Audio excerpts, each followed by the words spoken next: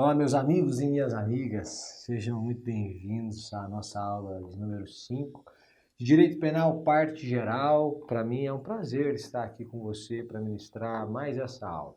Essa é a nossa última aula de Direito Penal, parte geral, comigo, né? Depois começa o professor Fábio Roque, que vai tratar de Direito Penal, parte geral nas próximas 5 aulas. Preste atenção aqui, a gente retoma a partir de ilicitude e adentra efetivamente em ilicitude para falarmos de início sobre estado de necessidade. A gente vai falar sobre estado de necessidade, legítima defesa, exercício regular de um direito, estrito cumprimento de dever legal, causas supralegais de exclusão da ilicitude. Mas, para você compreender as causas legais, a melhor forma de compreender é destrinchando o artigo. Então vamos ao artigo 24, o artigo 23 traz o rol de causas excludentes de ilicitude. Vamos ao artigo 24. Ele diz assim: considera-se em estado de necessidade quem pratica o fato para salvar de perigo atual. Qual que é o exemplo clássico de um estado de necessidade? Um barco naufraga, há uma tábua de salvação e 2 pessoas.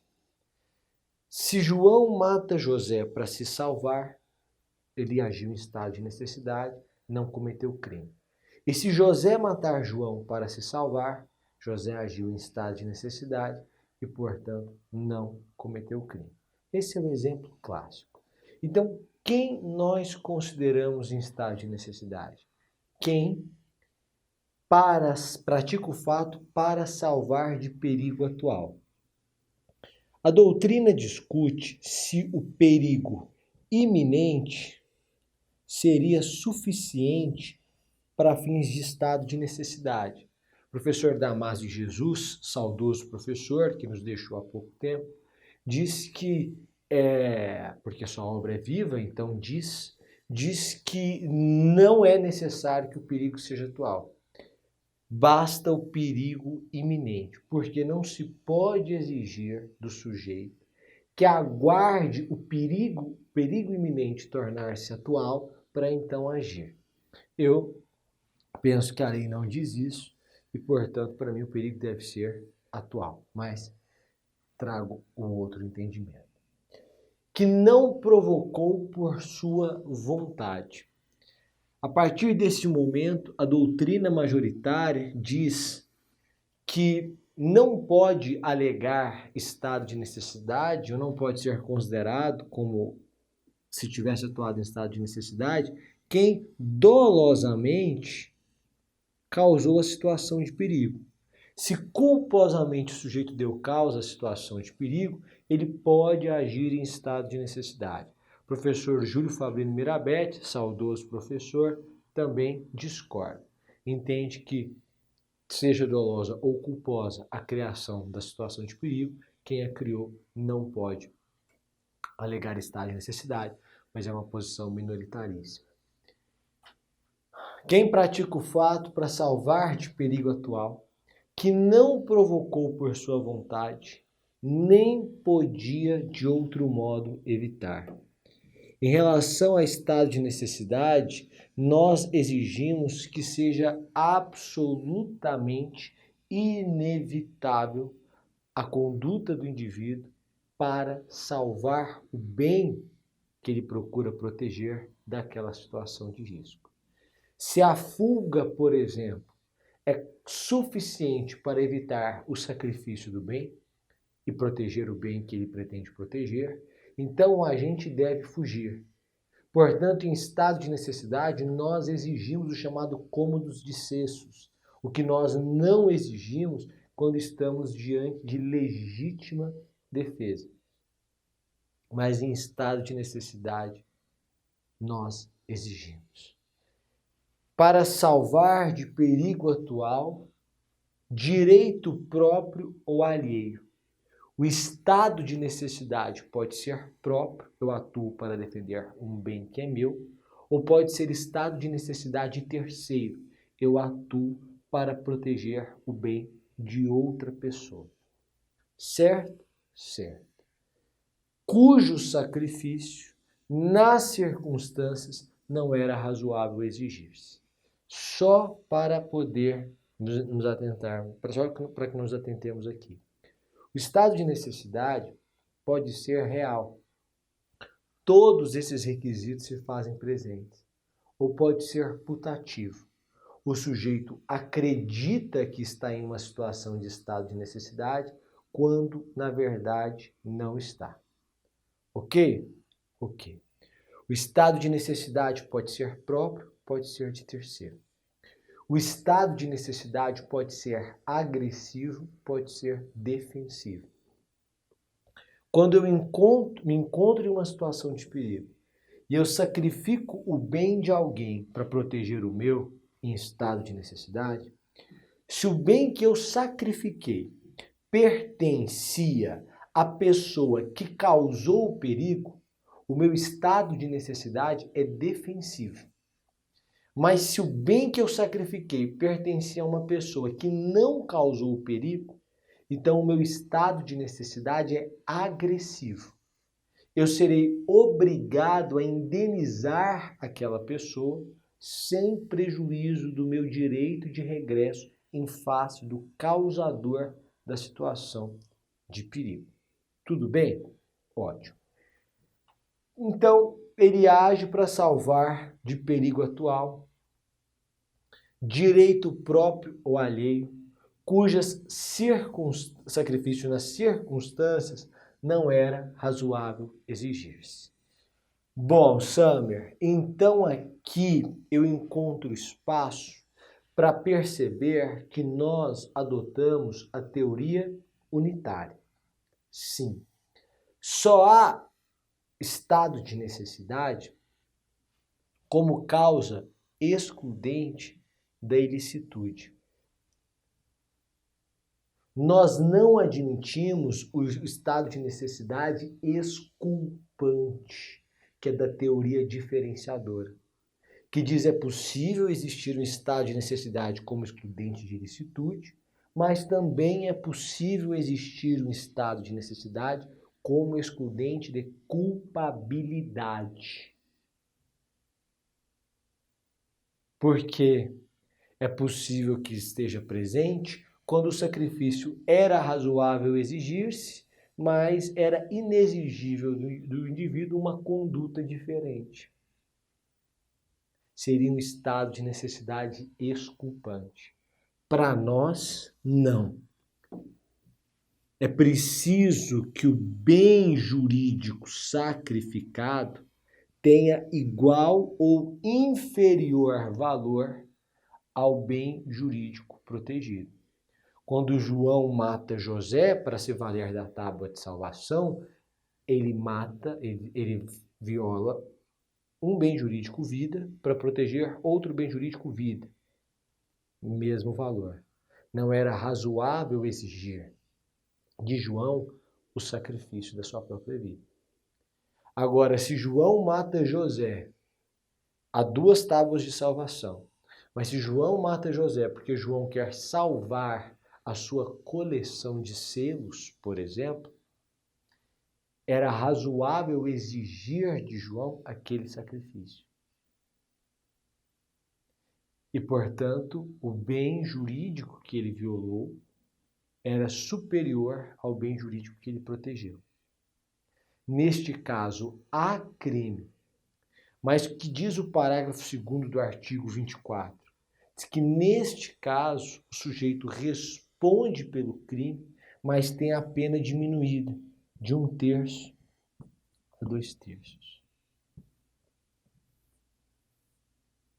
Para que se faça presente o estado de necessidade, além de todos os requisitos elencados no artigo 24, é preciso que o sujeito tenha consciência de que age em estado de necessidade.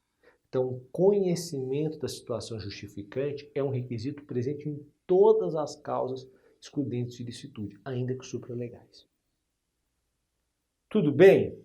Tudo bem. Quem não pode alegar estado de necessidade? quem tem o dever legal de enfrentar o perigo.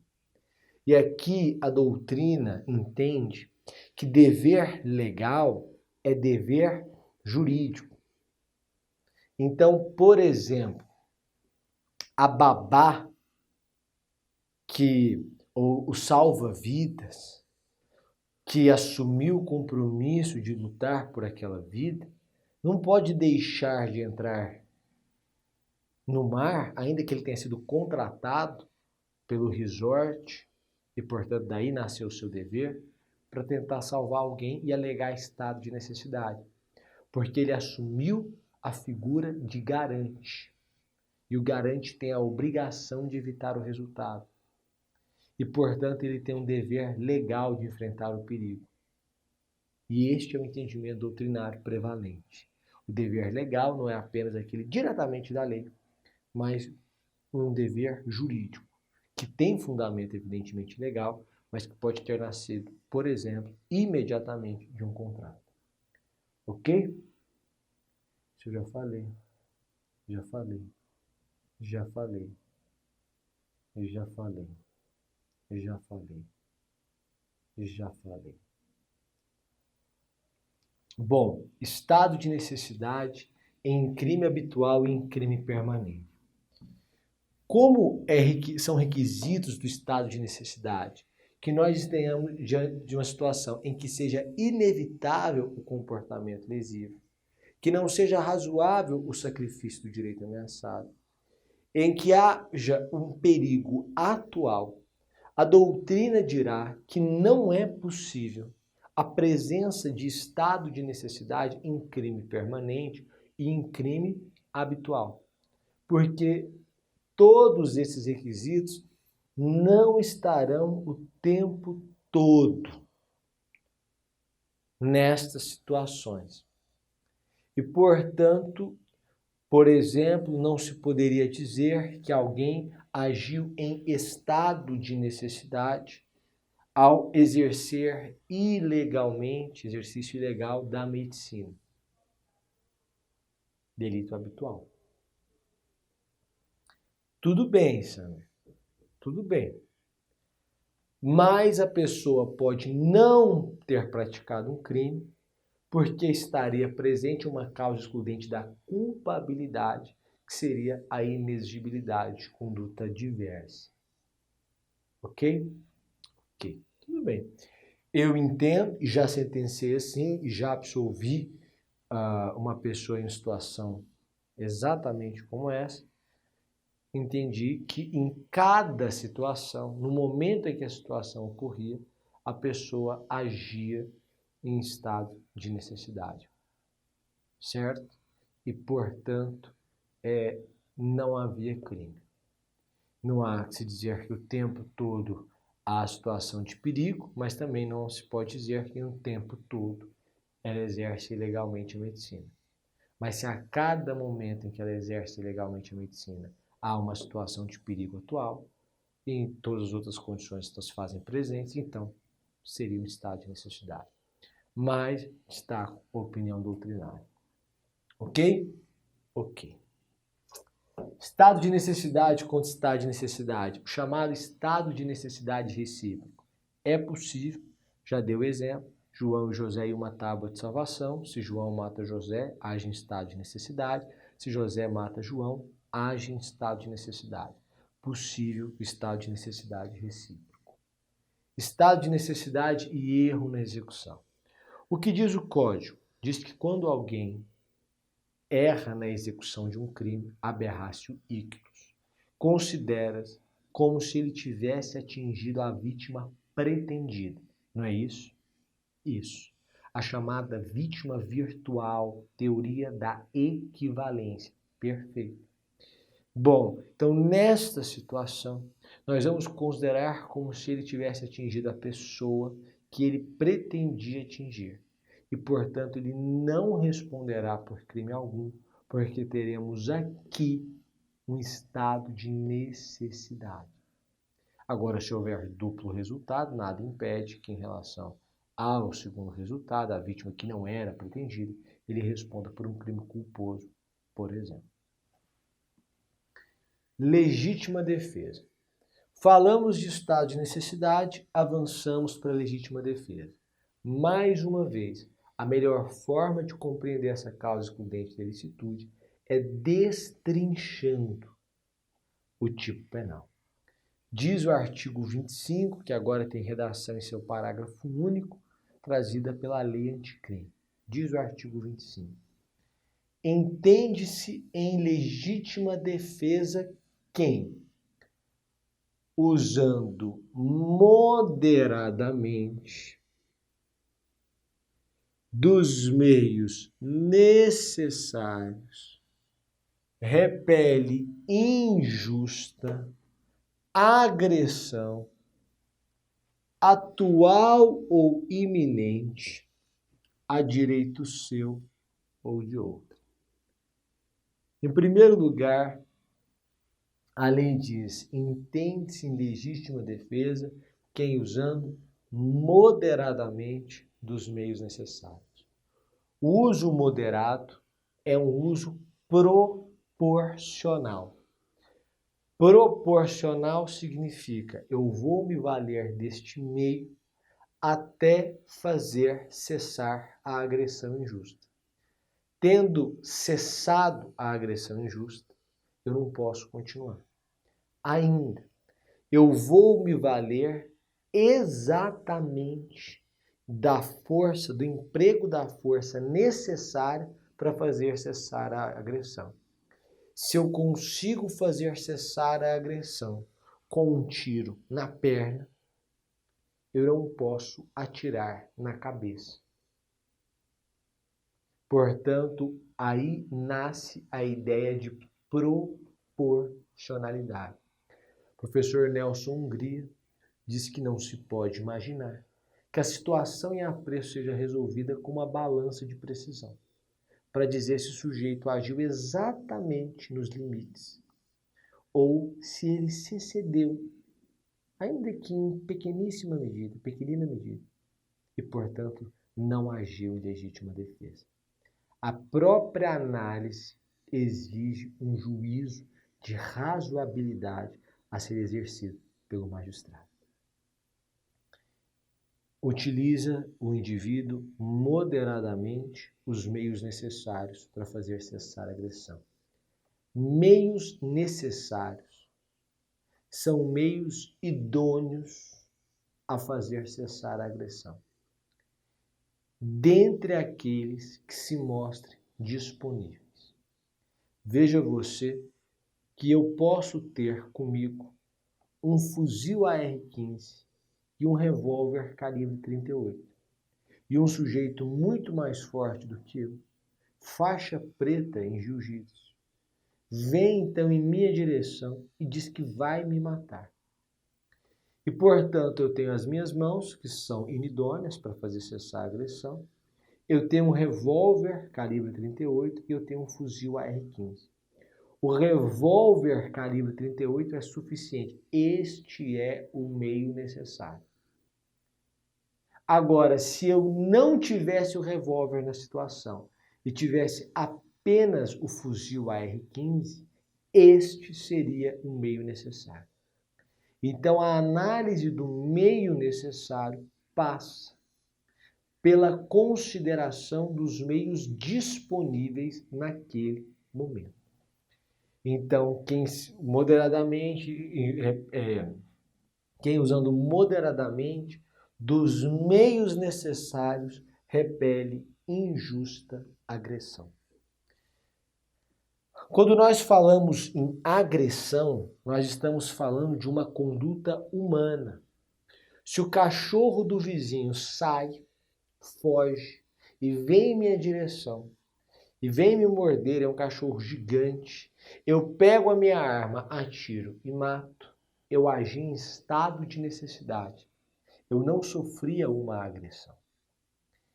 Agora, se o cachorro é utilizado como instrumento para o ataque, alguém quer me ferir, e então determina que o seu cachorro me destrua ou me fira, eu agindo, atiro no cachorro e mato. agi em legítima defesa. Mas não era o cachorro quem me agredia. A agressão é sempre humana. O cachorro era um instrumento da agressão humana. A agressão deve ser injusta. Portanto, aquele que me ataca, ataca sem a proteção jurídica, sem embasamento legal, sem o resguardo e o respaldo do direito. O policial militar que precisa empregar a força para algemar alguém em flagrante delito e que deve ser algemado porque apresenta a resistência, esta agressão é justa e, portanto, o sujeito que reage em face do policial militar não age acobertado por legítima defesa, porque há uma agressão justa, respaldada pelo direito e resguardada pelo direito ali naquele momento. Summer, eu entendi. Injusta agressão, atual ou iminente. Perfeito. Se a agressão não é atual, não está acontecendo. Se a agressão não é iminente, não é possível solicitar o apoio do Estado para que o Estado então proceda, por exemplo, à prisão ou à proteção, prisão do agente, proteção da vítima. Então o sujeito age com a própria mão. Então é vingança privada.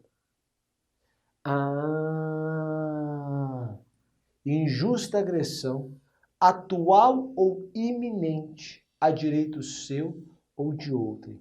Summer, é possível a chamada legítima defesa postergada? O que é essa legítima defesa postergada? É a ideia de que não há mais agressão atual ou iminente, mas a vítima reage. Pense em um assalto. A vítima, o sujeito vem, coloca uma faca, aponta uma faca, pega a bolsa e sai correndo. Então a mulher, que era uma policial, saca a arma e vai atrás do indivíduo. E manda ele parar, e ele não para, manda ele parar, não para, atira na perna, que seja, ele cai, ela pega a bolsa e efetua a prisão. Naquele momento, suponhamos que fosse uma mulher particular, não é agente público e tal. Naquele momento já não havia agressão atual nem iminente. Mas a conduta dela é lícita, então nós vamos considerar que ela agiu em legítima defesa postergada. Na verdade, aqui, me parece que o caminho nem seria o da legítima defesa, apesar desse entendimento. É que em situação de flagrante delito, o particular pode efetuar a prisão em flagrante de alguém. E, portanto, a conduta ali, no mínimo, seria de exercício regular de um direito. E ela empregou os meios necessários para o exercício do direito, não foi abusivo. E, portanto, presente uma excludente de ilicitude de qualquer forma. Ok? Ok. Há direito seu ou de outrem. O que nós estamos dizendo aqui é que é possível legítima defesa própria e legítima defesa de terceiro. Quando eu falei em injusta agressão, significa que se a agressão for justa, não há legítima defesa.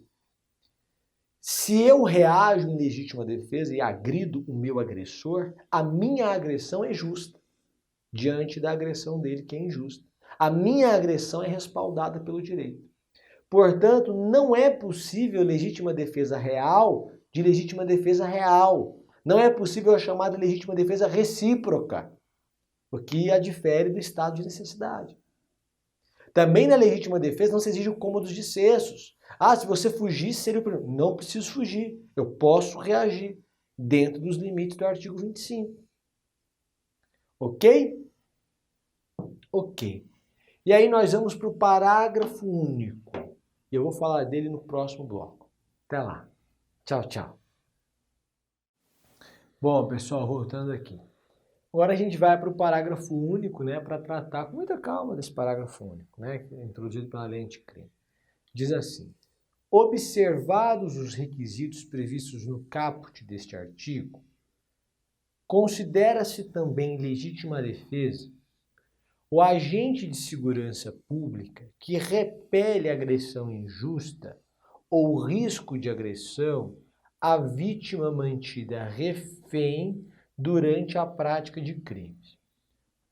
Se você passa pelo parágrafo único e lê muito tranquilamente, você percebe que, na verdade, não há uma grande inovação legislativa. Por quê? Porque quando o texto começa dizendo observados os requisitos do caput, significa que, para que o parágrafo único? Se os requisitos do caput estão presentes, então o sujeito realmente está em legítima defesa. E em legítima defesa de terceiro. Para repelir uma agressão ou uma ameaça de agressão em face de uma vítima. Ou seja, uma agressão atual ou iminente a uma vítima refém. Quem age aí é um agente de segurança pública. E a Constituição vai dizer. Aí vai ser o policial rodoviário federal, policial ferroviário federal, policial federal, o policial civil, o policial militar, e por aí vai. Qual é, na minha visão, e eu defendo isso no curso específico da lei anticrime, qual é a importância do parágrafo único? É que aqui o legislador criou uma presunção relativa de legítima defesa. Se o agente de segurança pública mata o sequestrador numa situação como essa, o sniper, o atirador de elite, presume-se que ele agiu em legítima defesa. E aí, caberá ao Ministério Público demonstrar que o sujeito praticou o fato típico e também ilícito. Porque hoje, em regra, nós adotamos a teoria da indiciariedade. Cabe ao parquet demonstrar a prática do fato típico. Agora, cabe à defesa demonstrar, ou pelo menos trazer fundada dúvida, sobre a presença de uma excludente ilicitude. Neste caso, me parece que o legislador inverteu a ordem. Disse, olha, nessa situação eu presumo que o sujeito agiu em legítima defesa. Ok? Ok. Requisitos da legítima defesa, já falei. A legítima defesa independe da consciência do agressor. A doutrina vai dizer isso. Então, se quem agride é um inimputável, quem reage àquela agressão, reage a uma agressão injusta. Porque a inimputabilidade é uma causa excludente da culpabilidade. E, portanto, quem reage pode agir em legítima defesa. A legítima defesa independe da consciência do agressor. De igual forma, você há de concordar comigo que um sujeito que age acobertado por uma excludente de ilicitude, por exemplo, por uma excludente culpabilidade, por exemplo, coação moral irresistível, pratica um fato típico e ilícito, mas não pratica crime porque está presente uma excludente de culpabilidade. Então, o gerente de banco que tem uma arma apontada para a cabeça de sua filha, que determina que ele, então, vá até a agência, subtraia 100 mil reais e traga sob pena de matarem sua filha, este gerente de banco pratica um fato típico e ilícito, mas não é crime, porque ele age acobertado por uma excludente culpabilidade. Se o segurança do banco percebe a manobra e contém, segura o gerente, este segurança do banco agiu em legítima defesa. estou pensando nos requisitos aqui, mas agiu em legítima defesa. Ou alguém vê o gerente subtraindo na madrugada e então prende, chama a polícia, o detém ali, a amarra, segura.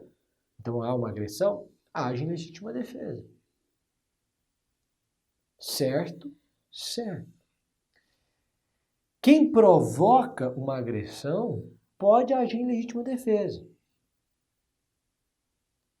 Agora, o que não se admite, o professor Nelson Hungria é quem primeiramente fala muito bem disso, a legítima defesa não se admite quando o provocador da agressão a provocou justamente para agir em legítima defesa. Aí não se admite. É o caso do sujeito que, tendo um caso extraconjugal, diz para o marido que então se encontrará com a sua esposa naquela data, naquele local, naquele ambiente, e que então estará com ela lá. E que se o marido fosse homem, que ele deveria ir ver a cena. Então se vingar ali. E aí o marido chega, vê a cena, é verdade, pega uma arma e o sujeito se antecipa e mata o marido, traído. Agiu em legítima defesa? Neste caso não. Porque quem provocou a agressão provocou justamente para alegar legítima defesa. Prossigamos. Quanto à existência da injusta agressão, deixa eu ver se ficou alguma coisa aqui. Ok. Quanto à existência da injusta agressão, pode existir, como pode não existir. E aí a legítima defesa é real e todos os requisitos estão presentes, há uma injusta agressão, ou a legítima defesa é putativa. O sujeito acha que o outro vai agredi-lo, mas não vai. Há uma legítima defesa apenas na cabeça do indivíduo. Legítima defesa postergada, já expliquei. É possível falar em legítima defesa no crime de rixa? Essa é uma pergunta que o professor Rogério Sanches faz. E a resposta é que, em regra, não é possível. Porque participar de rixa em que uns agridem aos outros, o sujeito se coloca naquela situação. E, portanto, não há qualquer agressão que seja justa. E não há qualquer reação justa. Mas o professor Rogério Sanches traz uma situação em que é possível a legítima defesa. É possível que os rixosos tenham combinado entre si um padrão de agressão. É só chute, murro, tapa, enfim. Não há instrumento. E no meio da rixa, um deles se irrita, vai ao carro e pega uma arma.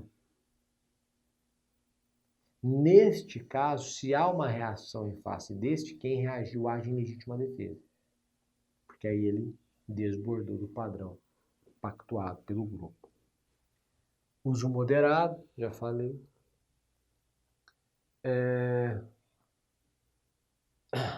Perfeito. Uma discussão que existe é sobre a proporcionalidade entre os bens jurídicos. Então, por exemplo, eu estou sendo vítima de um furto, vejo o ladrão pulando o muro da minha casa, levando ali um objeto, então furto qualificado pela escalada, e então eu pego a minha arma, atiro e mato este ladrão. Para salvaguardar o patrimônio, eu ceifei uma vida. Agir em legítima defesa, parcela da doutrina entende que é preciso existir esta proporcionalidade dentro da legítima defesa. Mas eu não vejo como concordar com essa parcela da doutrina, porque não há este requisito no Código Penal. A criação de mais um requisito para a legítima defesa implica em uma interpretação desfavorável ao réu, evidentemente, e praeter legem. Não é apenas uma interpretação, é mais do que isso. É o emprego de uma analogia, porque você se vale de uma norma do estado de necessidade para a legítima defesa, em malampar. Para que serve a legítima defesa? Para a proteção de bens jurídicos. Roxin vai dizer isso. A agressão existe naquele momento ao patrimônio? Existe. Então, se eu reajo, eu estou protegendo um bem jurídico. Perfeito. Agora, a pergunta não deve ser se é proporcional ceifar a vida para proteger o patrimônio, porque esta não é uma pergunta que o artigo 25 manda fazer. A pergunta é: existia outra forma de fazer cessar aquela agressão ao patrimônio que não matando o agressor? Se eu apontasse a arma, era suficiente para ele parar? Se eu atirasse na perna, era suficiente para ele parar? Se eu perseguisse, então acionasse a polícia, era suficiente para fazer cessar a agressão? E aí eu começo a me perguntar se era possível a utilização de outros meios ou a utilização do mesmo meio, por exemplo, da arma, mas atirando para cima, de uma forma moderada. E aí eu posso perceber a presença ou não da excludente de ilicitude da legítima defesa. Mas não há que se falar em proporcionalidade entre os bens, porque este é um requisito do estado de necessidade. E esta analogia seria in malam parte. E, portanto, inaceitável. É a minha visão. Proteção de direito próprio à lei, conhecimento da situação justificante. Ah, perfeito. Ó, Klaus Roxin ainda vai dizer, né, que não é possível legítima defesa em caso de tentativa inidônea ou crime impossível. Por quê? Na tentativa inidônea ou crime impossível, no artigo 17, né, você tem uma situação em que há uma absoluta impropriedade do objeto ou uma absoluta ineficácia do meio. Então imaginemos a absoluta ineficácia do meio. O bem jurídico não corre risco algum naquela situação. Tá, Samir, e daí? E daí o que, meu filho? E daí que não correndo o bem jurídico risco algum naquela situação, não há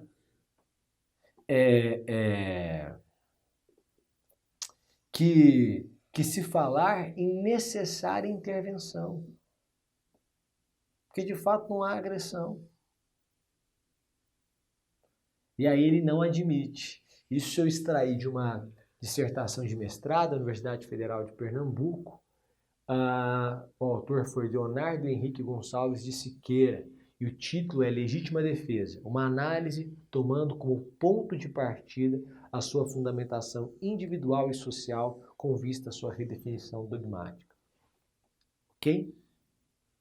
Ok. A legítima defesa pode ser invocada em face de alguém que haja cobertado uma excludente culpabilidade, eu falei isso. Legítima defesa e erro na execução. Vale a mesma ideia do estado de necessidade aqui.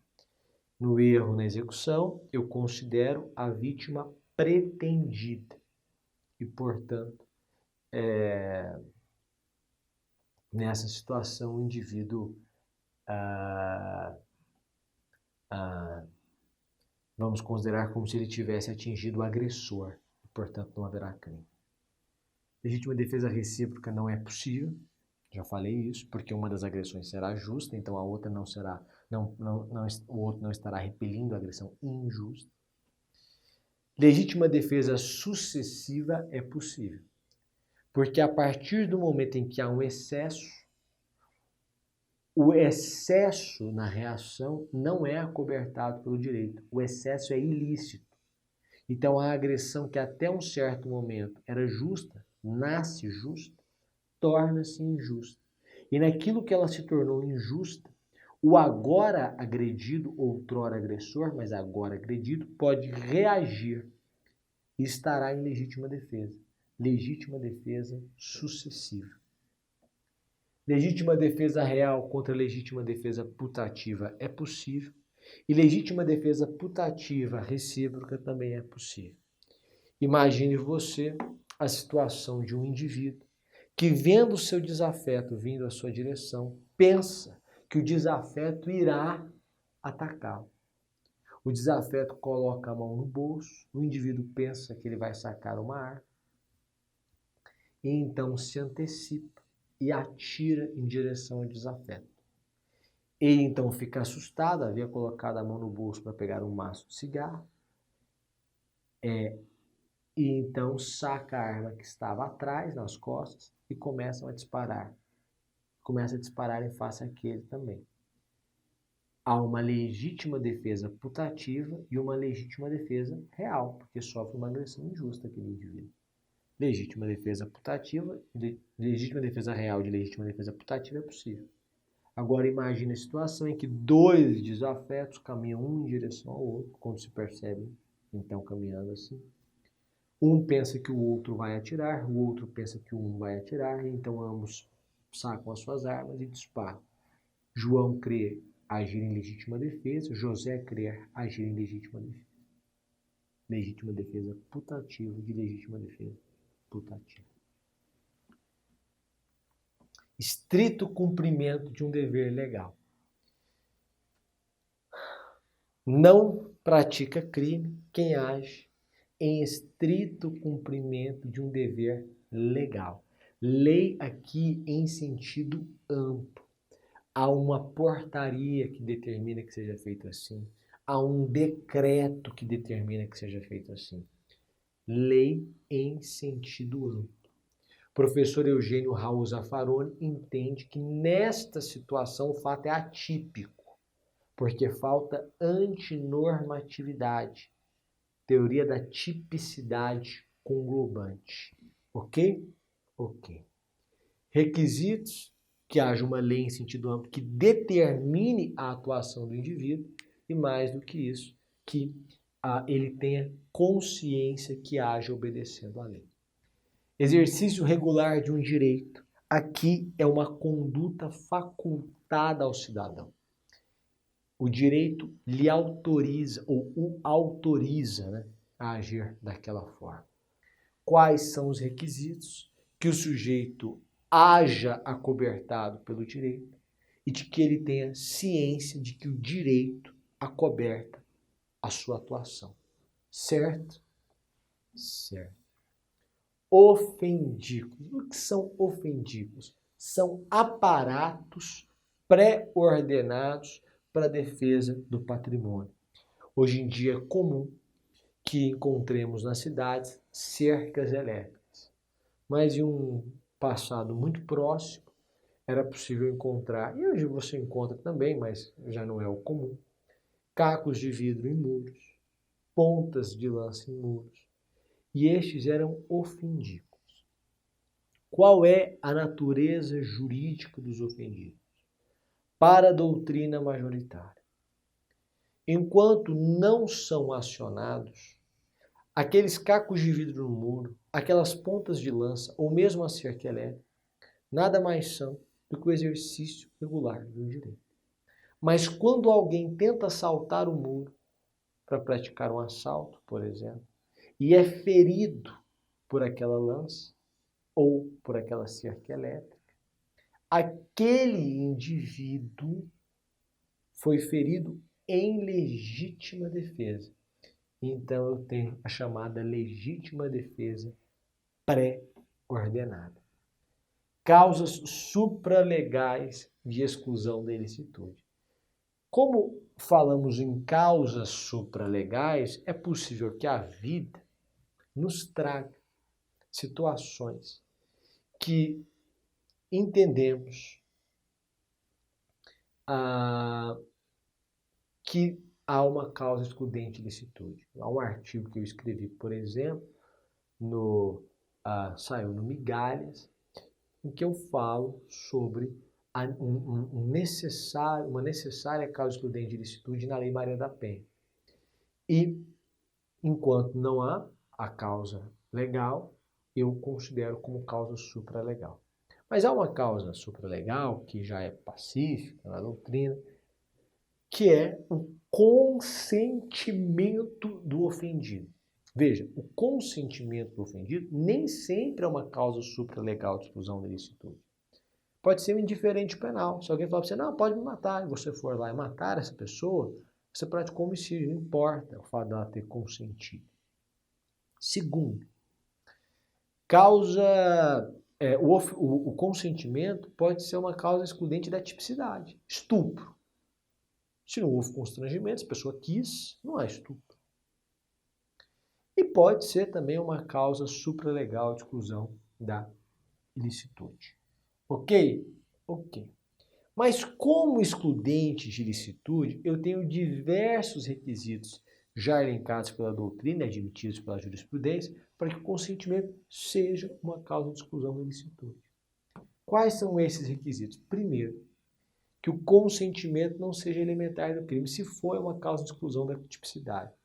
Que a vítima seja capaz, que ela tenha vontade, liberdade, que ela saiba o que está fazendo naquele momento. Que o consentimento seja prévio ou concomitante à atuação. Se for posterior, pode ser um perdão judicial, ou uma renúncia em ação penal pública, ação penal privada, ação penal pública condicionada à representação. Pode ser um arrependimento posterior do artigo 16, mas calma, pode até ajudar, né, no arrependimento posterior, mas o consentimento posterior não muda nada. Pode até ajudar no arrependimento posterior, evidentemente não vai ser. Né, porque se a vítima concordar, o pagamento pode ser menor do que o valor total da dívida. Enfim, então o consentimento tem que ser prévio ou concomitante. Eu tenho que estar tratando de um bem disponível. Por aí vai, então vamos lá. O consentimento tem que ser válido. Quem consente tem que ter, naquele momento, liberdade de consciência e sua vontade. O bem tem que ser próprio. Eu tenho consciente que você destrua o meu bem, não o bem do outro. Tem que ser disponível. E aí, na questão da disponibilidade, fica a discussão assim. A integridade física é bem disponível? A doutrina vai dizer hoje em dia que sim. Por quê? Porque a lesão corporal leve é crime de ação penal pública condicionada à representação. Portanto, o sujeito pode optar pelo Estado não atuar. Então, haveria uma disponibilidade aí. E aí a doutrina vai dizer, olha, a lesão corporal leve e mesmo a culposa, né, seriam, quando estivesse falando da integridade física, portanto, seriam bem disponível. Mas a integridade física seria disponível quando nós estivermos, e a doutrina vai colocar dois requisitos, diante de uma lesão corporal leve e que a lesão perpetrada não ofenda nem a moral nem os bons costumes. Então é o caso do cara se ferir para fazer uma tatuagem e tal, por exemplo. Segundo, é possível que haja o consentimento em crimes culposos? O professor Rogério Sanches entende que sim. Um sujeito chama um amigo para fazerem manobras radicais, esse exemplo é dele, numa motocicleta, ambos sem capacetes, o motorista então cai, e aí o passageiro se machuca, essa lesão corporal culposa aí foi o sujeito abriu mão, previamente consentiu que ela ocorresse. Ok? Ok. Prévia ou simultânea lesão ao bem jurídico. O consentimento, segundo a doutrina moderna, atual, pode ser tácito, não precisa ser expresso, como uma doutrina tradicional defendia e defende, mas pode ser tácito. Tem que ter conhecimento da situação justificante, evidentemente a gente sabe disso. Sobre a integridade física eu já falei dos crimes culposos. E excesso na situação justificante. Deixa eu te dizer uma coisa. O Código vai dizer, no artigo 23, parágrafo único, que pelos excessos, sejam eles dolosos ou culposos, o sujeito vai responder. E, portanto, aqui ele pressupõe uma situação inicial ou inaugural de licitude, mas que desbordou da licitude e foi para a ilicitude. O excesso pode ser doloso. O sujeito propositalmente se excede. Ele é agredido, ele reage, faz cessar a agressão, mas diz: agora eu vou matar esse indivíduo. E mata. Excesso doloso. O excesso pode ser culposo. O sujeito começa a reagir, bater, não percebe que está se excedendo, apesar de ser perceptível, e causa a morte do agressor. Excesso culposo. O excesso pode ser acidental, e aí não há dolo nem culpa, e o sujeito não responde por nada. Então, se eu vou ser agredido, se eu reajo e o meu agressor sofre do coração, nem sabia disso.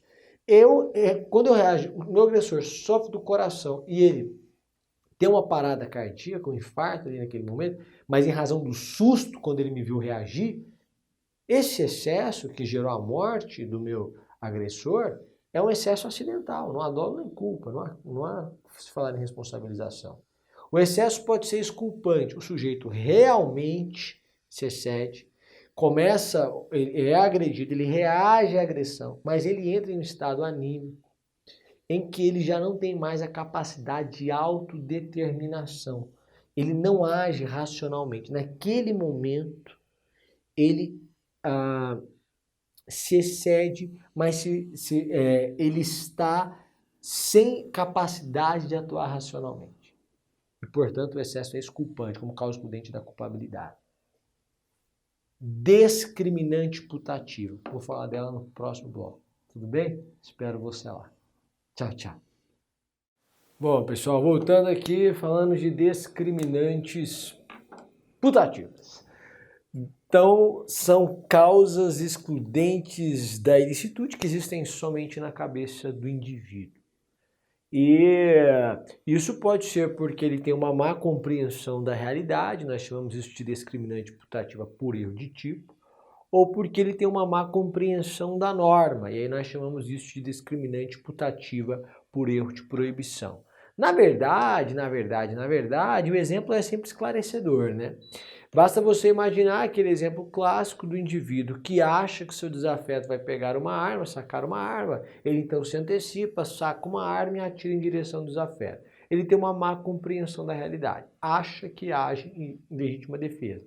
Há uma discriminante putativa por erro de tipo. Uma outra situação seria do marido que chega em casa, quer ter conjunção carnal com a mulher não quer ter conjunção carnal com ele, e então ele a constrange, ele a obriga a ter conjunção carnal com ele. Ele sabe o que está fazendo, ele não tem uma má compreensão da realidade, só que ele imagina que a sua conduta é acobertada por uma causa excludente de ilicitude, porque ele acredita agir em exercício regular de um direito, já que o casamento traz o chamado debitum conjugalis, né? O dever de coabitação. E então ele tem uma má compreensão da norma. Há uma discriminante putativa por erro de proibição. Se esse erro de proibição for inevitável, desculpável, excusável, invencível, o sujeito está isento de pena. Mas se for vencível, indesculpável, inexcusável, o sujeito tem a pena diminuída de 1/6 a 1/3. No caso do discriminante putativa por erro de tipo, o Código diz que neste caso, o sujeito, se o erro era invencível, está isento de pena. Mas se o erro era vencível, ele responde por crime culposo.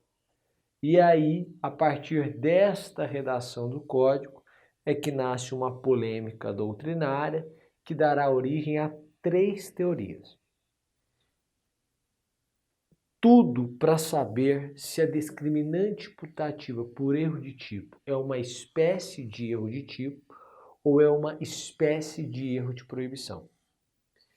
Para a teoria extremada da culpabilidade, a discriminante putativa por erro de tipo é uma espécie de erro de proibição, já que o Código diz que quando o erro é inevitável, o sujeito está isento de pena. o que é próprio de um erro de proibição. Nós não adotamos a teoria extremada da culpabilidade. Para a teoria limitada da culpabilidade, que é a que nós adotamos, a discriminante putativa por erro de tipo é uma espécie de erro de tipo. Tudo bem que o código não é o mais feliz em sua redação, ao dizer que se o erro é invencível na discriminante putativa por erro de tipo, o sujeito está isento de pena. Mas na verdade o que há aqui é apenas a consequência. O código traz a redação da consequência. Se o erro é invencível, está excluído o dolo e está excluída a culpa. E, portanto, não há crime e logo o sujeito está isento de pena. Tanto é assim que se o erro for vencível, o código diz, o sujeito responde por crime culposo. E esta é uma consequência do erro de tipo. Por isso, a discriminante putativa por erro de tipo é uma espécie de erro de tipo. Sabe, então, o que você está dizendo, ou como dizem os portugueses, o que você está a dizer é que se o sujeito saca a arma pensando que seu desafeto vai atirar, quando na verdade ele não vai, atira e mata este desafeto, se aquele erro era vencível, portanto indesculpável, este sujeito vai responder por homicídio culposo, sim. Mas ele não atirou para matar, querendo matar? Sim. Mas o código, por uma questão de política criminal, entendeu que como ele matou querendo matar, mas acreditando que estava em legítima defesa, ele deve responder por um homicídio culposo. Propriamente a culpa, não.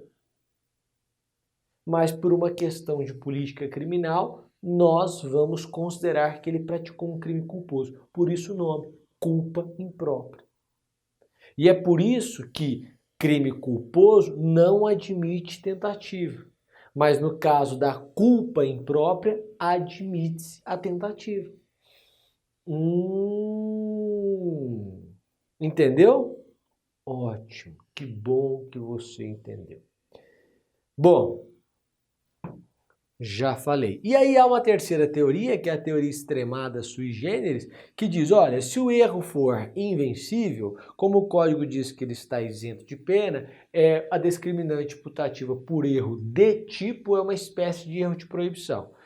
Quando o erro é vencível, como o código diz que ele responde por crime culposo, a discriminante putativa por erro de tipo, neste caso, é um erro de tipo. Então variará conforme a inevitabilidade ou não do erro de tipo, ou do erro. Não dá, né? Extremada sui generis, nós ficamos com a limitada da culpabilidade. Bom, feito isso, nós evoluímos agora para falar sobre culpabilidade, que é o terceiro substrato do conceito analítico de crime. Crime é fato típico, ilícito e culpável. Isso para a teoria tripartite, que é a que prevalece. A doutrina que entende que crime é fato típico e ilícito. Nesse caso, a culpabilidade não faz parte do conceito de crime e, portanto, é pressuposto para a aplicação da pena. De onde nasce a ideia de culpabilidade? A culpabilidade é a reprovabilidade que recai sobre aquele comportamento porque o indivíduo podia, no caso concreto, ter agido de outra forma, mas mesmo assim não agiu. Ele tinha consciência da ilicitude, era exigível dele uma conduta diversa e ele tinha capacidade de compreender o caráter ilícito do fato e de autodeterminar-se de acordo com essa compreensão, de acordo com esse entendimento, e mesmo assim foi lá e praticou a infração penal. Então, a culpabilidade é do fato. Tudo bem que a pena recai sobre o autor, mas a culpabilidade é do fato, não do autor. Ah, mas a pena recai sobre ele. Mas recai sobre ele pelo que ele fez, não pelo que ele é. Direito penal do fato, da doutrina alemã. Em relação às teorias da culpabilidade. Para a teoria da culpabilidade, nós temos basicamente 3 teorias sobre as quais vamos tratar agora. A teoria psicológica da culpabilidade, própria dos causalistas, dirá que a culpabilidade tem a ver ou se relaciona com o elemento psicológico do crime. Em verdade, a ideia aqui é a culpabilidade consiste na relação psíquica entre o autor e o resultado e, portanto, confunde-se com dolo. A culpabilidade aqui seria gênero, do qual são espécies o dolo e a culpa. A imputabilidade é mero pressuposto da culpabilidade. Dolo aqui, um dolo normativo, o sujeito tem consciência da ilicitude do seu comportamento. Ok? Ok. Quando nós avançamos para os neocantistas, nós temos a adoção da teoria psicológico-normativa. A culpabilidade tem elementos psicológicos, mas também tem elementos normativos. Aqui, a culpabilidade passa a ser composta por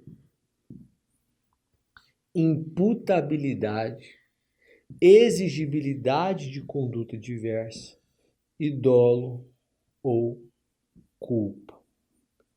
O dolo aqui, com consciência atual da ilicitude, é um dolo normativo.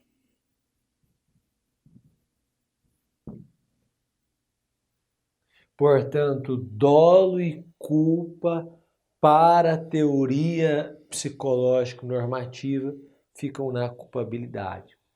É aí que Weltzell vai perguntar: se um sujeito deu uma facada no braço de outro indivíduo, este sujeito praticou uma tentativa de homicídio ou uma lesão corporal grave? E a resposta é depende. Depende da intenção deste sujeito. Certo? Depende da sua intenção. Depende do seu dolo. Portanto, o dolo não pode ficar como na culpabilidade, mas deve estar já no momento da definição do fato típico. E, portanto, o dolo compõe a conduta, porque toda conduta é psicológica ou psiquicamente dirigida a um fim. A culpabilidade passa a ter apenas elementos normativos. Os elementos psicológicos são dela extraídos. Dolo e culpa migram para o fato típico. O dolo que migra é um dolo natural. Basta a consciência do que se faz e a vontade do que se faz. Mas não é preciso que o sujeito tenha consciência da ilicitude do que se faz ou do que ele faz. E, portanto, tudo que é normativo fica aqui. A culpabilidade passa a ser composta por imputabilidade, potencial consciência da ilicitude e exigibilidade de conduta diversa. Ok? Ok. Que eu já falei. A teoria adotada pelo Brasil é a limitada da culpabilidade, que traz esses mesmos elementos. O que muda é que, para nós, a discriminante imputativa por erro de tipo é uma espécie de erro de tipo, como nós já explicamos. Teoria da coculpabilidade. Você já deve ter ouvido falar. Qual que é a ideia da coculpabilidade? É que alguém tem culpa junto com essa pessoa. Pois é, essa é a ideia. Na coculpabilidade, atribui-se ao Estado parcela de responsabilidade pelo comportamento adotado pelo criminoso, que não teve oportunidades e nem seus direitos fundamentais garantidos pelo Estado.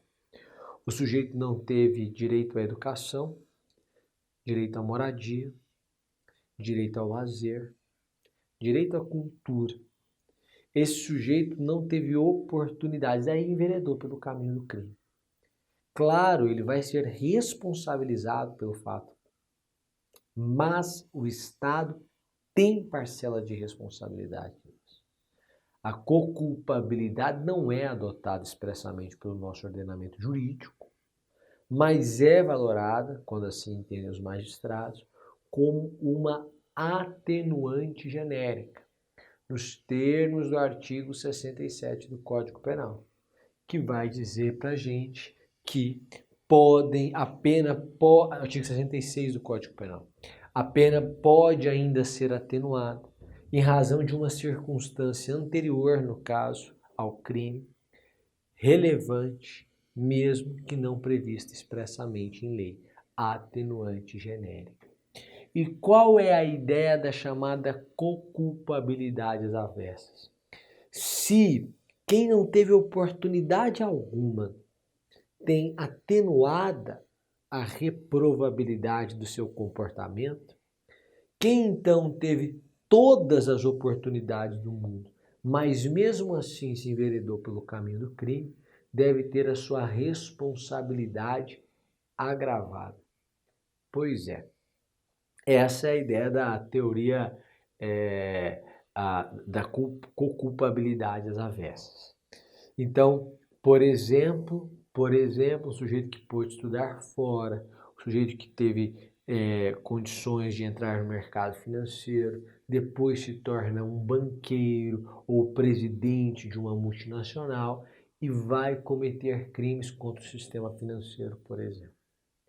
Claro, não há uma previsão nesse sentido. Você pode ter previsão de penas maiores para as lideranças, penas maiores para os chefes, etc., mas não há a previsão da coculpabilidade às avessas como uma agravante. E não há que se falar em agravante genérica, porque não é possível analogia em Malan parte. Ainda, o que nós podemos ter? Podemos ter, em um caso concreto, por exemplo, uma maior culpabilidade do agente, mas que é possível ser extraída do caso concreto, que faz com que aquilo destoe mesmo do esperado para delitos daquela natureza. E aí isso pode ser valorado na primeira fase da dosimetria da pena, no artigo 59, da primeira circunstância judicial da culpabilidade. Senão, não cabe essa valoração. E aqui fica uma crítica que parcela da doutrina faz no tocante ao tratamento que o direito penal dá a crimes cometidos por pessoas com maior poder político, econômico e social. Porque, veja você, por exemplo, que nos crimes contra a ordem tributária, se o sujeito promove o adimplemento do débito tributário, paga, extingue aquela dívida, está extinta a sua punibilidade. Por outro lado, você tinha a previsão, por exemplo, até 2009, na Lei de Contravenções Penais, de que a mendicância era um delito, uma infração penal, uma contravenção.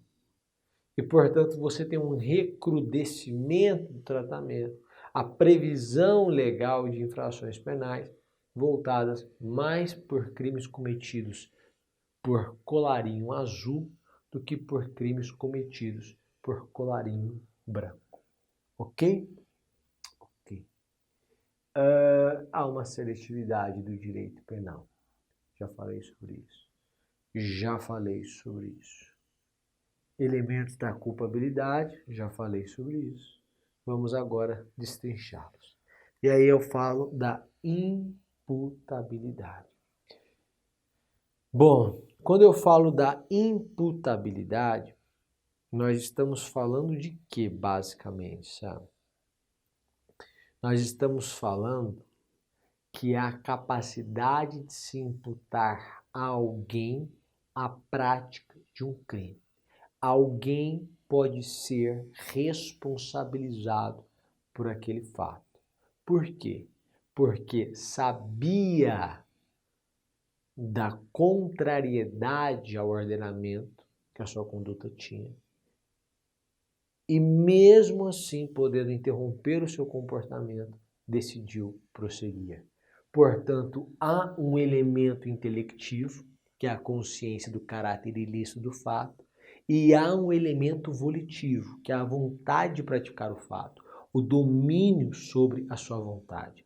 É preciso que esses dois elementos sejam presentes para que nós falemos em imputabilidade. Qual o critério para se saber se alguém é imputável ou não? O professor Nelson Hungria, eu não me canso de repetir, diz que a expressão imputável é horrível, porque imputável é o mesmo que atribuível. Então, aquele sujeito é imputável. Não, aquele sujeito é capaz. Isso seria o correto. Porque dizer aquele sujeito é imputável é o mesmo que dizer aquele sujeito é atribuível. Isso não é uma qualidade do sujeito. Mas, de qualquer forma, a expressão vingou e ficou imputável. Para saber se o indivíduo é imputável, eu preciso adotar um critério. Há basicamente 3 critérios. O critério biológico, que diz que para considerar que o sujeito é imputável, eu preciso considerar sua idade ou seu desenvolvimento mental.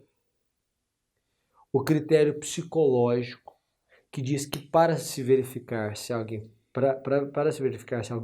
é imputável ou não, é preciso considerar a sua capacidade de compreensão do caráter ilícito do fato e de autodeterminação de acordo com esse entendimento. E há o critério biopsicológico, que diz que para se considerar alguém imputável é preciso verificar se, em razão do seu desenvolvimento mental, ele era, ao tempo da ação, capaz de compreender o caráter ilícito do fato e de autodeterminar-se de acordo com esse entendimento. No Brasil, nós adotamos o critério biológico para os menores de 18 anos. Há uma presunção absoluta de incapacidade ou de compreensão do caráter ilícito do fato, ou pelo menos de autodeterminação segundo essa compreensão. Certo? Certo. E para os maiores de 18 anos de idade, adotamos para a imputabilidade o critério biopsicológico. Tanto é assim que basta você verificar o que diz o artigo 26. É inimputável o agente que, por doença mental ou desenvolvimento mental incompleto ou retardado, até esse momento, critério biológico, era ao tempo da ação ou omissão inteiramente incapaz de compreender o caráter ilícito do fato ou de determinar-se de acordo com esse entendimento. Critério biopsicológico. Summer, ele tem que ser inteiramente incapaz e no momento da ação ou omissão. Por isso, se no momento da ação ele experimentava um intervalo de lucidez e, portanto, compreendia o caráter ilícito do fato e tinha poder de autodeterminação, neste caso, ele responde pelo crime, é imputável. Agora, se em razão de seu desenvolvimento mental incompleto por doença mental, ele não era inteiramente capaz, portanto, houve uma diminuição da sua capacidade, mas não a sua inteira incapacidade, neste caso ele é semi-imputável. esse sujeito responderá a um processo penal, tendo praticado o crime, será condenado. Ele fará jus a uma causa de diminuição de pena, que varia de 1/3 a 2/3. E então o juiz fixará a sua pena. E no caso concreto, percebendo o juiz que é melhor para aquele indivíduo cumprir uma medida de segurança do que cumprir uma pena, o juiz então converte a pena já fixada em medida de segurança. Sistema vicariante. Nós não fixamos pena e medida de segurança. Nós fixamos a pena e, no caso concreto, sendo melhor para o condenado, a medida de segurança para que se cumpra a finalidade da sanção penal, e neste caso o principal delas é o tratamento do indivíduo, o juiz substitui, converte a pena em medida de segurança. Nós não adotamos o sistema do duplo binário. Isso foi discutido há muitos anos atrás em um congresso em Roma. Bom, tudo bem, Samer, entendi. No caso do inimputável, ele vai responder a um processo penal se for maior de 18 anos. Se for menor de 18 anos, falta legitimidade passiva de causa. Ele vai responder nos termos de legislação especial, no caso do Estatuto da Criança e do Adolescente. Lembrando que nós consideramos que ele completa 18 anos no primeiro minuto do seu aniversário, tá? Ah, nasci 18 horas, meu filho. Deu meia-noite. Virou a data? Você completou 18 anos.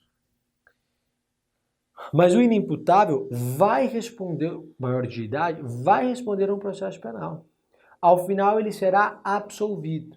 Mas como ele praticou um fato análogo a um crime, ele vai receber uma sanção penal, que é uma medida de segurança que tem caráter de tratamento, mas é uma sanção penal. E é por isso que se diz que esta sentença absolutória é imprópria, porque impõe ao indivíduo uma sanção penal. Ok? Ok. Já falei.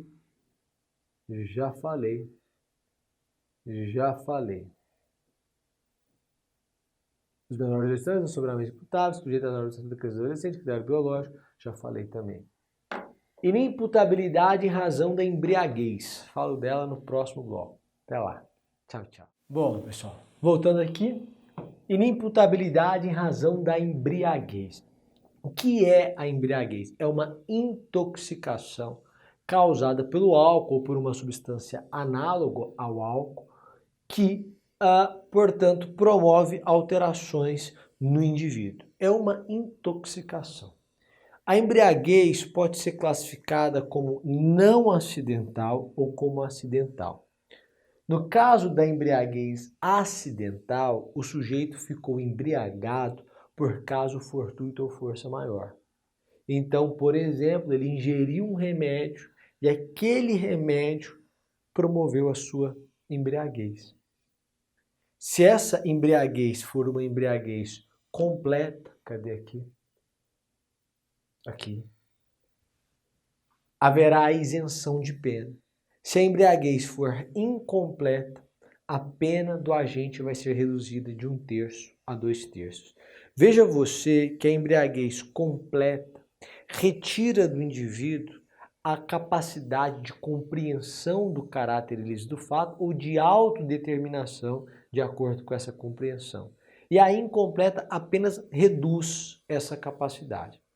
Mas a embriaguez pode ser uma embriaguez não acidental.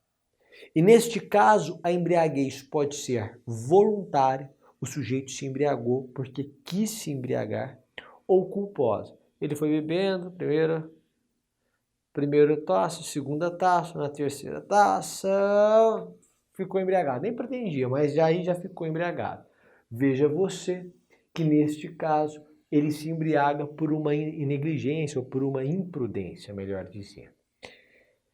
Bom, a embriaguez não acidental, seja ela voluntária, seja ela culposa, ainda que completa, não exclui a culpabilidade do indivíduo.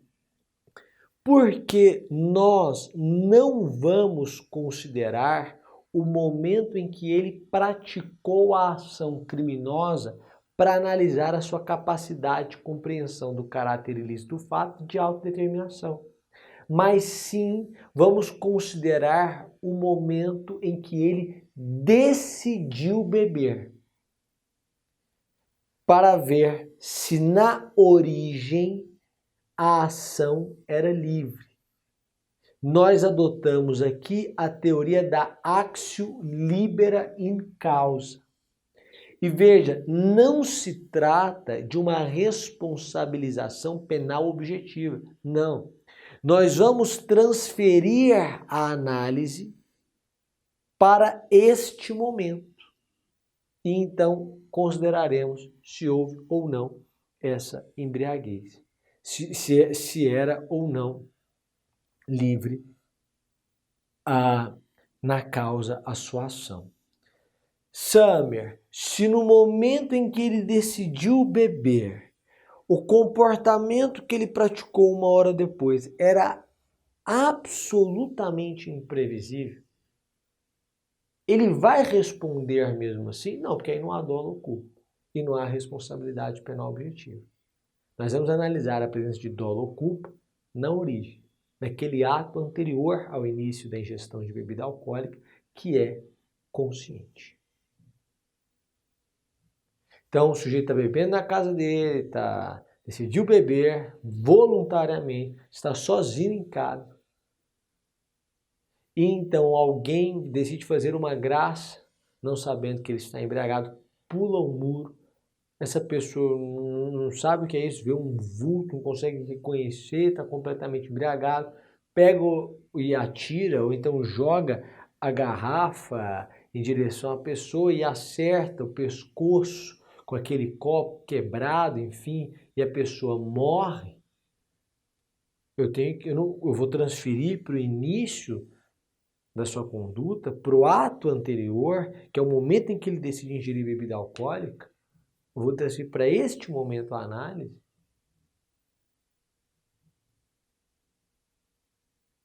Aí sim, neste caso, não há como responsabilizar. A embriaguez ainda pode ser pré-ordenada. O sujeito se embriaga para praticar um crime. E aí funciona como uma agravante. Porque ele se embriaga para perder os escrúpulos e então fazer mal a alguém. A embriaguez pode ser patológica, aí é doença. E a depender da doença, eu posso estar diante de um inimputável ou mesmo de um semi-imputável. Bom, acho que eu falei aqui, falei. Ok.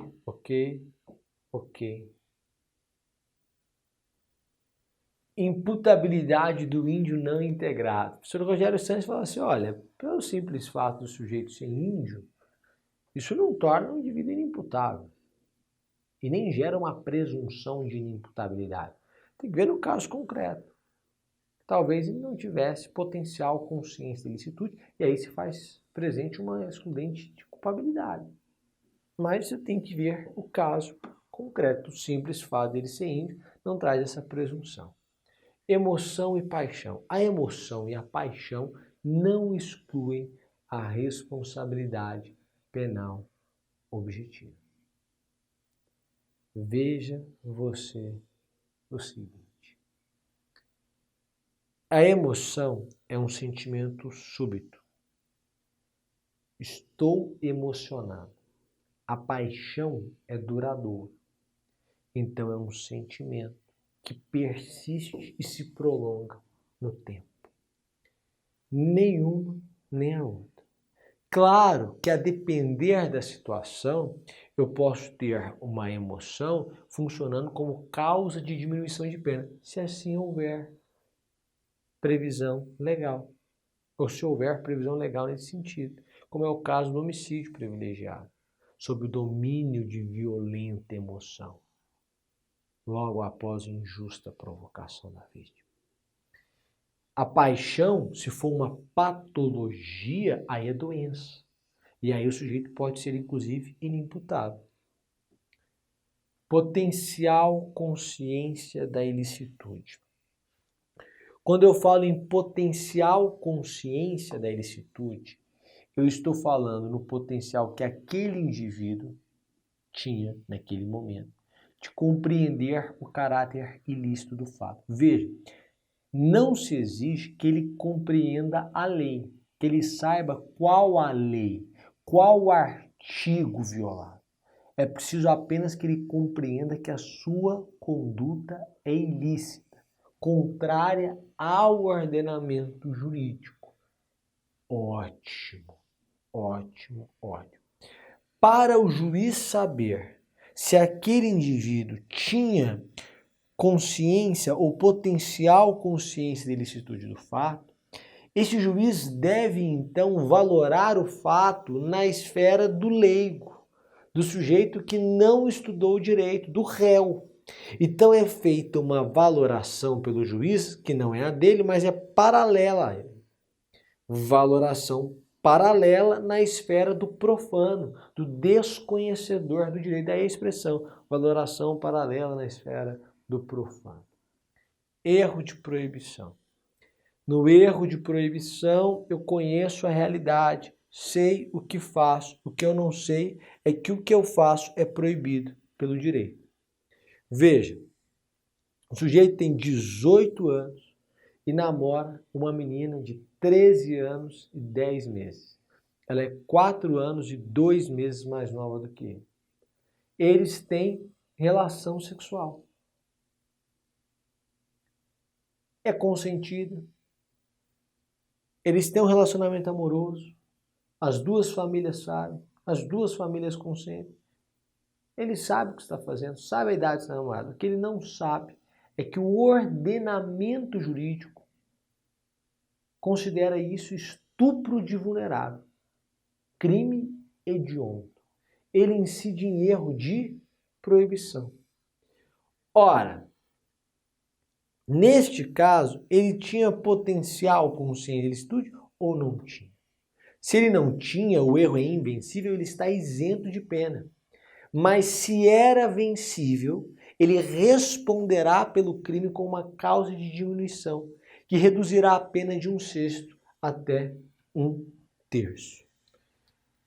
Bom, para saber se aquele indivíduo tinha potencial consciência de ilicitude, é preciso que eu, juiz, me coloque no lugar dele e então valore os fatos. Valoração paralela na esfera do profano. Então eu tenho que considerar as suas condições pessoais, o seu grau de instrução, a sua idade, onde ele mora, etc. Erro de proibição direto. Foi o exemplo que eu dei. O sujeito viola uma norma penal proibitiva por desconhecê-la. Erro de proibição indireto. O sujeito age acreditando estar acobertado por uma norma permissiva, por uma causa excludente de ilicitude, ou pelo menos nos limites de uma causa excludente de ilicitude que se faz presente, mas ele é exorbita. Então há um erro de proibição indireto. O sujeito sabe que a conduta é típica, mas supõe que está presente uma norma permissiva. Imputabilidade, potencial consciência de ilicitude, exigibilidade de conduta diversa. Se era exigível daquele indivíduo, naquele momento, ter uma conduta diferente daquele dele. Se era inexigível, caso, por exemplo, da coação moral irresistível, então está excluída a culpabilidade. Artigo 22 do Código Penal. Se o fato é cometido sob coação irresistível ou em estrita obediência à ordem não manifestamente ilegal de superior hierárquico, só é punível o autor da coação ou o autor da ordem. Preste bastante atenção. Vamos lá. O que eu estou dizendo? Eu estou dizendo o seguinte: a coação pode ser uma coação física ou moral. Se a coação é física, está excluída a conduta do coagido e, portanto, não há fato típico por ele praticado, não há tipicidade. Na verdade, nós dizemos que aqui houve uma autoria mediata, porque o sujeito se valeu do outro como um instrumento. O professor Nelson Gretz que nesse caso há uma autoria imediata. Quem age é o coator na coação física. O outro funciona como um móvel. Eu empurro o indivíduo para que ele bata no outro e o outro caia da ponte. Aquele que eu empurro não tem conduta, coação é física. Mas a autoria, nesse caso, o senhor Nelson Gretz vai dizer isso é imediata. Mas a doutrina diz que a autoria, nesse caso, é imediata. E eu concordo com o professor Nelson Gretz. Agora, veja. Na coação moral irresistível, há uma autoria mediata. E só o autor mediato responde quando a coação moral é irresistível. Então, se alguém coloca uma arma na cabeça do filho do gerente do banco e manda o gerente do banco ir no banco buscar 100 mil reais e entregar para ele, senão o filho vai morrer, o gerente do banco vai lá no banco, pega 100 mil reais e entrega, e então tem a sua filha consigo novamente, não era exigível dele um comportamento diferente. Havia uma coação moral irresistível. Certo? Certo. Quem responde? Apenas o coator. Se a coação moral é resistível, quem coage responde com a pena agravada e o coagido responde com a pena atenuada. No caso da ordem, estrita obediência à ordem de superior hierárquico, eu estou tratando de uma relação de direito público em que há hierarquia. Então, não há que se falar, por exemplo, em autoridade eclesiástica, em uma subordinação familiar. Não. Nesses casos, você pode até ter uma inexigibilidade de conduta diversa, mas aí é uma causa supralegal. Não se pode falar em estrita obediência à ordem superior hierárquica.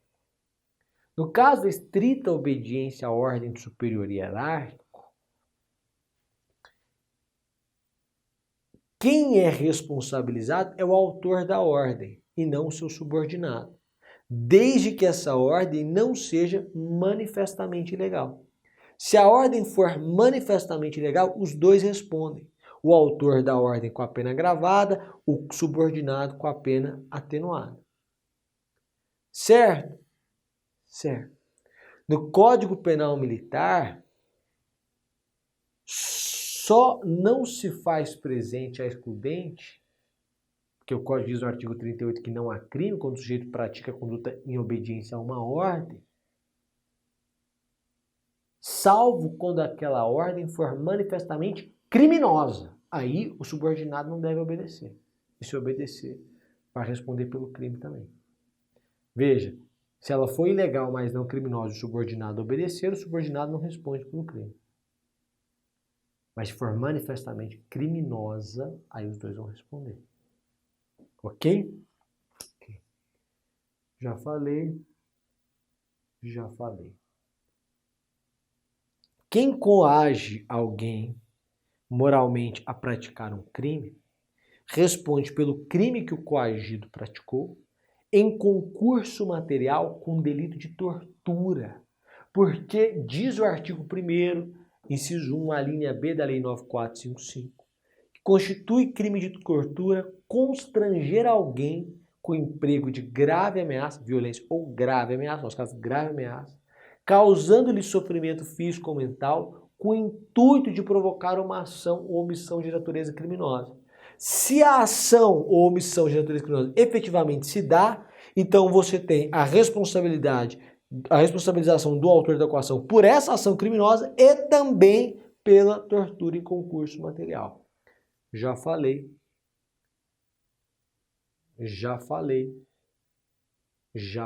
Se o subordinado se excede à ordem, não observa, não há estrita obediência. Claro que nesse caso, quem vai responder é o subordinado, porque ele efetivamente obedeceu ao seu superior. Por fim, dirimentos supralegais. São causas excludentes da culpabilidade, que já são consideradas pela doutrina, inclusive aplicadas pela jurisprudência, de supralegalidade, exclusão da culpabilidade. Primeira dela, cláusula de consciência. O sujeito, por crença ou por consciência, adota um comportamento que é previsto como um crime.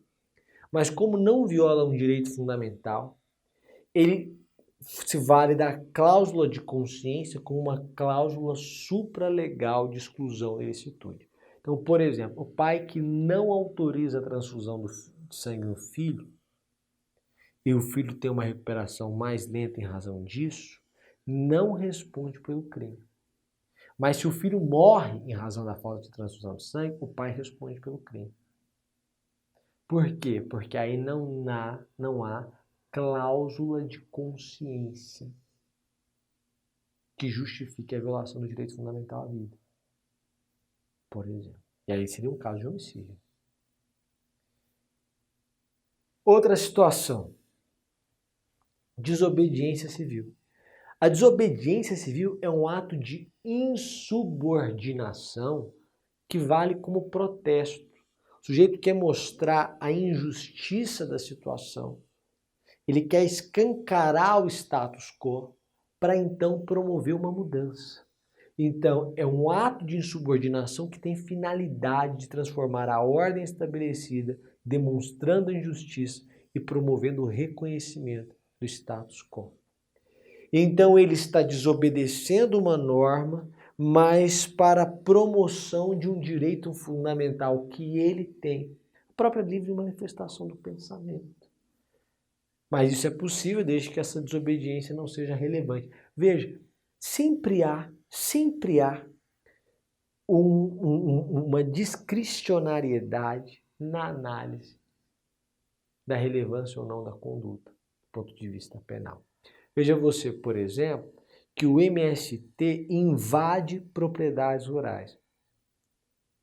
Mas a Constituição garante, fala da reforma agrária, etc. Tudo bem, concordo. Se ele invade uma fazenda improdutiva para mostrar a injustiça da situação, etc., ok, é legítimo. Agora, se ele invade a fazenda produtiva, destrói parcela ou toda a produção, aí é indefensável. Ok? Ok.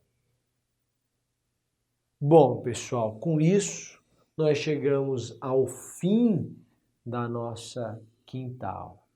A partir de agora, eu coloco os senhores nas mãos do professor Fábio Roque, que conduzirá com excelência as 5 aulas, conduzirá com maior excelência ainda, e que os senhores possam aproveitar as aulas. Eu agradeço imensamente a confiança de cada um dos senhores e saibam que essa é uma fase da vida.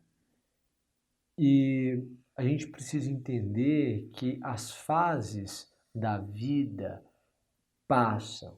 Às vezes passam um pouco mais rápido, às vezes passam um pouco mais devagar. Isso varia muito, depende de um fator sorte, mas depende também de um fator que é o comprometimento que a gente tem. Quanto maior for o seu comprometimento, dentro daquilo que é razoável, dentro daquilo que é saudável, quanto maior for o seu comprometimento, menor será o tempo que você ficará nessa fase. É preciso ter uma visão madura da vida. Nós precisamos aceitar o momento da vida. E a aceitação dessa fase é fundamental para que você possa superar. Continue estudando. com leveza, com disciplina, com seriedade. O futuro, em algum momento, se torna presente. E a gente precisa ter essa consciência. O tempo vai passar de toda forma. E, portanto, a gente precisa ter coerência com aquilo que quer. Muitíssimo obrigado pela presença dos senhores. Eu agradeço imensamente a confiança. Me coloco à inteira disposição do senhor. Até mais. Tchau, tchau.